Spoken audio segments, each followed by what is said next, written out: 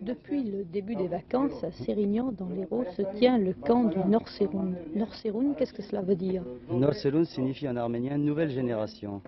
En arménien, où se trouve l'Arménie?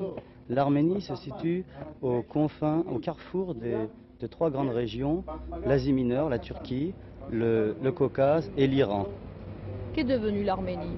L'Arménie est aujourd'hui un pays, certes petit, l'Arménie soviétique, et l'autre partie beaucoup plus importante qui est occupée actuellement par la Turquie.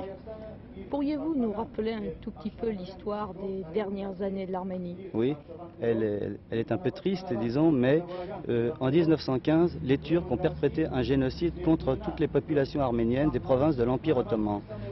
C'est pour ça que les Arméniens, les rescapés, se sont dispersés autour du monde, ce qu'on appelle la diaspora.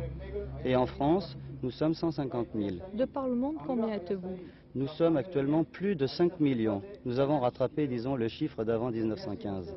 Vous me disiez qu'en France, vous étiez 150 000. Dans Oui. quelle grande région française êtes-vous? Principalement dans trois régions, la région parisienne, la région lyonnaise, le centre de la France, Lyon, Saint-Étienne, et la région du sud de Marseille, particulièrement Provence.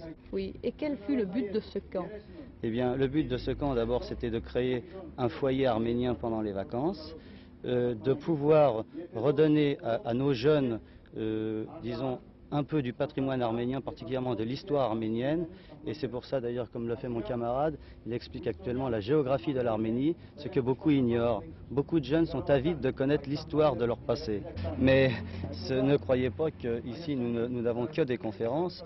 Nous avons aussi des activités artistiques, oui, exactement, dont la danse.